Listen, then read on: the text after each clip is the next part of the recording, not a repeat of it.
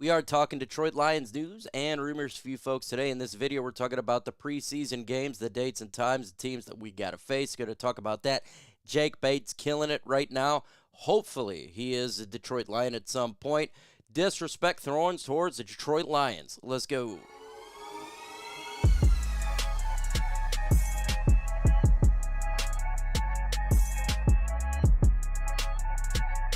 If you're a fan of the Lions, you need to subscribe to the channel. Go ahead and hit that subscribe button. Real easy to do. It's big old red button, and you're good to go right there. Let's get in the first Lions news here. Now, I actually did this on my personal channel here, talking about the disrespect that Jared Goff is getting. He is ranked by PFF as the 16th best ranked quarterback in the NFL. That's absolutely absurd. And look, I'm not a Jared Goff homer or a truther. I'm not a hater. But even the fans who are not fans of Jared Goff will tell you that he's much better than the 16th best ranked quarterback in the NFL. My Guy Raw podcast, he's all about the mobile dual threat quarterback. Talk to him every single day. Good friend of mine. And he is not the biggest fan of Jared Goff, but guess what? He knows exactly what he is, and he is much better than 16, and he'll even tell you that. So when you got, the speakeasies of the world, and then others even saying that, like, look, man, it's disrespect, right? 16th in the NFL. He's top 5 in stats last year on nearly every single quarterback category that there is. Top 10 in every single one for sure. So it's absolutely ludicrous. I just think it's still a stigma when it comes to the Detroit Lions quarterback. I talked about him on other channel there. Matthew Stafford, when he was here, he was absolutely disrespected. Never giving the credit. He goes to L.A., and all of a sudden, he's one of the best quarterbacks in football. Jared Goff, one of the best quarterbacks in football until the trade happened. And then now he comes here, and they're still starting to slowly work him in. But it's more of a stigma right now when it comes to Jared Goff. When we traded for him, I said he's not as bad as what the media was making him out to be. They were making him out to be horrible. And he clearly is not that. He's a good quarterback. He's not the mobile quarterback. He's not the guy that you're going to have the crazy highlight reel of running around. But all he does is get touchdowns, win games, and distribute the football. And I think he's elite at reading defense. So, the people want the big splashes and the big names and the mobile quarterback. And I love the mobile quarterback. I truly do. But when somebody is doing great, that's not mobile quarterback, you still got to give them their due. You absolutely need to do that. And I think in today's society, we stay on the trend and get away from it. So let me know in the comment section, where do you rank Jared Goff? 1 through 32. Let me know your thoughts in the comments below. Next article here, fan favorite drills a 70 yards practice kick. Now, this is absolutely ludicrous when it comes to Jake Bates. This guy is a kick machine. He's hitting 70-yard field goals in practice. You say, well, it's practice. Well, he did a 64-yarder at Ford Field. This guy has got a boot of a leg. He is one of the fan favorites of the Detroit Lions, even though he's not even a Detroit Lion. But I do believe he's going to be a Detroit Lion here very shortly when their season is over for the USFL, and he can come in here and compete with Michael Badgley. Again, I think Michael Badgley is all right kicker, mid kicker. I don't think he's great. I don't think he's bad, horrible. I think he's just mid. But I think if you get a Jake Bates, you're getting a great kicker, and you can kick the big yards for the field goals, right? We're not even looking at 64 yards. Really, can we have somebody that can kick a 52-yarder on a regular basis, a 53-yarder? Michael Badgley last year did kick a 53-yarder, a 54-yarder in the playoffs, which is awesome. But Jake Bates has been doing it. He's doing big kicks, and it's been consistent. So I would love for the Lions to sign him and have him compete against Michael Badgley, and then as well as the Michigan kicker that we got that was undrafted, and just let the best man win. That's the best way to go about it when it comes to these situations. Look, it's 3 phases to get to be a great team to win a Super Bowl. A lot of things got to go right to win a Super Bowl, and it's the little details. Now, when you're a really good team like the Detroit Lions, now it's the little details that could screw you up. It's not the big stuff.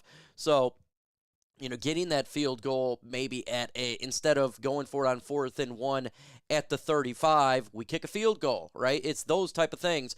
So, let's get all 3 phases right. That includes special teams.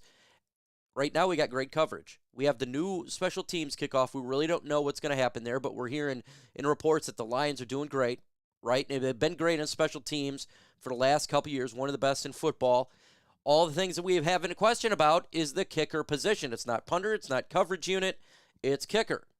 And if you can go ahead and get Jake Bates in here, you would seal the special teams as one of the best units in football. Then you have the offense, one of the best units in football. And if that defense can take a significant jump, you're on your way to another Super Bowl, generally speaking, and at least attempted to have all the right roster for a Super Bowl run. So I think we're all waiting for the moment that Jake Bates becomes a Detroit Lion. It would be epic to see, and hopefully it does. I don't think it's going to cost a lot of money.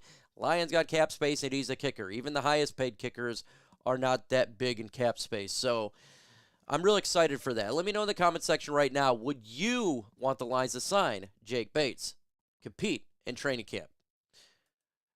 Let's talk about here right now. The dates and times for the preseason has been revealed right now, and it starts with the New York Giants on August 8th at 7 p.m. Yep, that's about a normal time for a preseason game for the Lions. Two teams are expected to conduct joint practices, and we love the joint practices, and the New York Giants are going to do that with the Detroit Lions. Now, I got to keep it 100 here. When the Lions are beating up on the Giants in training camp, in which I think they will, I don't be like, oh, Lions. I really think that the Giants are a bad football team, so I think their lack of talent on the roster is really going to hurt them, so I fully expect the Lions to dominate in that preseason game right there, or in practice as well. So I'm not going to take too much away from practice when they say the Lions are doing great. In the next game there, we're going and placing the Kansas City Chiefs in preseason, August 17th. That will be cool at 4 p.m. Kansas City, whom we faced last year in the regular season on week 1, they're the Super Bowl champions. Now, this is a game I would like to really watch here in preseason. The starters will probably play in a couple drives or in the first half, but you're going against the Super Bowl champion. That's a really way to kick off a preseason. Then you got another really good team in preseason here in the Pittsburgh Steelers on August 24, and that will be the last preseason game until we go to Sunday Night Football, September 8th, against the Rams. So super excited for the preseason and to see what things that we can watch for. And there actually are a lot to watch for in this preseason. And I think that this is going to be different than many preseasons in the past. The reason it is, we got a guy named Hendon Hooker whom we drafted last year in the 3rd round. He's going to get a lot of snaps in preseason. I am super excited to watch Hendon Hooker play in preseason, and a lot of people that's been mocking him, comparing him to Malik Willis or a throwaway quarterback, they're going to be pleasantly surprised that he's really good. Excited to see that. And you want to have your backup quarterbacks play well, because if Jared Goff were to go down, that's important to have some reps for Hendon Hooker to get kind of used to the speed of the NFL, even though it's preseason, because he didn't do any snaps in the regular season or preseason last year. Obviously, secondary is going to be huge as well. We got a completely revamped secondary. Preseason is going to kind of give you an idea of what is going to be taking place with the combinations that are units of players in the secondary. Carlton Davis, Terrion Arnold, Ennis Rakestraw, Amik Robertson, Manuel Mosley, and of course Kendall Vildor. A lot to look for. Who is going to win the final cornerback spot for the Detroit Lions? Who is out? And that's huge. It was our biggest weakness last year was the Lions secondary. And so for them to see a little bit of what they're going to be going against in at least the Kansas City Chiefs, will actually have some weapons there, in the Pittsburgh Steelers, give an idea of kind of what things are looking like a little bit. And then when we're facing, obviously, week 1, we could see a lot of the second strings and what they're going to do in competition. Obviously, the defensive line is going to be huge. Broderick Martin, he's reshaped himself. DJ Reader, how much will he play? Ali McNeil, how much is he going to play? John Kaminsky, Joshua Pascal, and of course Marcus Davenport, who we signed in free agency to be the opposite of Aiden Hutchinson. We get to see the combinations of pass rushers. Can they get pressure starters versus starters, backups versus backups, because we need to know what's going to happen with that edge, right? Opposite of Aiden Hutchinson, the combinations. So a lot to look for in preseason this year. I'm actually really excited for preseason. Generally speaking, I'm not. This year is different. I'm really going to be paying attention to preseason. I suspect that you all should as well. Next year is Dan Campbell is back at the OTAs. I know people were concerned he wasn't at the last events for the Detroit Lions in the rookie minicamp. Look, man, these coaches, they go through a lot. They're working 24/7, 365. It's the hours that head coaches and coaches work is absolutely brutal. And so when he needed to take time away, I don't know what it's for. Maybe it's a family emergency or something like that. You know, it's totally expected. Let him take the time that he needs for his family, and he's back. And I would say that for any of the coaches right now. Maybe they should give him just a little bit of a break. Because folks, unlike the players, coaches really don't have time off because they're consistently doing, looking at other prospects and how to upgrade the roster. They're constantly going.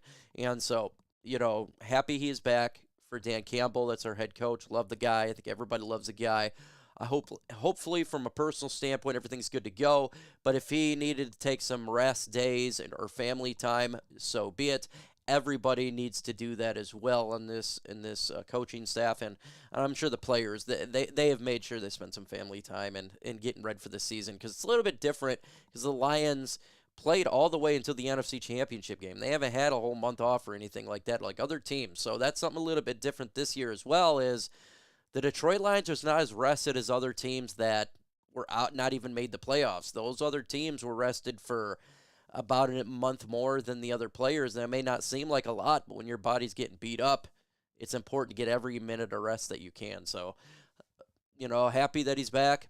Happy that he got the rest that he needed and take care of what he never needed to take care of. So with that said, folks, hit that notification bell and subscribe to the channel.